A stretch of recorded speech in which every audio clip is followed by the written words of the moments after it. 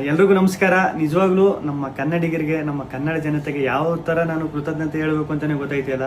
ನಿಜವಾಗ್ಲೂ ನಾನು big boss ಮನೆ ಒಳಗಡೆ ಇದ್ದಾಗ ಹೊರಗಡೆ ನನಗೆ ಈ ತರ ಸಪೋರ್ಟ್ ಸಿಗ್ತೈತೆ, ಈ ತರ ನನ್ನ ಎಲ್ಲ ಪ್ರೀತಿಸ್ತವ್ರೆ, ಆ ಪ್ರೀತಿ ಪ್ರೋತ್ಸಾಹ ಕೊಡ್ತವ್ರೆ ಅಂತ ಮನ್ಸಲ್ಲೂ ಅನ್ಕೊಂಡಿರ್ಲಿಲ್ಲ. ಸಖತ್ ಖುಷಿ ಆಯ್ತು ಆಚೆಗೆ ಬಂದಾಗ. ಇನ್ನೂ ನನಗೆ ನಾನೇ ನಂಬಕಾಯ್ತಿಲ್ಲ. ಆಮೇಲೆ ನನಗೆ ಸಖತ್ ಖುಷಿ ಆಗೋದೇನೆಂದ್ರೆ, ನಮ್ಮ ಯೋಧರಾಗಿರ್ಬೋದು ಅವರು ವಿಡಿಯೋ ಮಾಡಾಕ್ತಾರೆ. ಆಮೇಲೆ ನಮ್ಮ ಕನ್ನಡ ಜನತೆ ಅಲ್ಲದೆ ಬೇರೆ ರಾಜ್ಯದವರು, ಆಂಧ್ರ, ತಮಿಳುನಾಡು, ಬೇರೆ ದೇಶದಲ್ಲಿರೋರು, ಆಮೇಲೆ ನಮ್ಮ ರೈತರು ಈ ಸಂಕ್ರಾಂತಿ ಹಬ್ಬದಲ್ಲೆಲ್ಲ ಕಿಚ್ಚೊಡಿಬೇಕಾದ್ರೆ ಹಸುಗಳ ಮೇಲೆಲ್ಲ ಚಿತ್ರ ಬಿಡಿಸ್ಕೊಂಡು ಫೋಟೋ ಹಾಕೊಂಡೆಲ್ಲ ಸಪೋರ್ಟ್ ಮಾಡಿದ್ರು. ಆಮೇಲೆ ನಮ್ಮ ಆಟೋ ಡ್ರೈವರ್ಸು ಸ್ಟಿಕ್ಕರ್ಸ್ ಎಲ್ಲ ಹಾಕೊಂಡು, ಆಮೇಲೆ ಪಾಪ ಈ ಟ್ಯಾಟೋ ಹಾಕೊಂಡು, ಅವ್ರು ಯಾರು ಅಂತಲೇ ಗೊತ್ತಿಲ್ಲ ಪಾಪ, ಟ್ಯಾಟೋ ಎಲ್ಲ ಹಾಕೊಂಡು ಅಷ್ಟೊಂದು ಪ್ರೀತಿ ತೋರಿಸಿದ್ರು.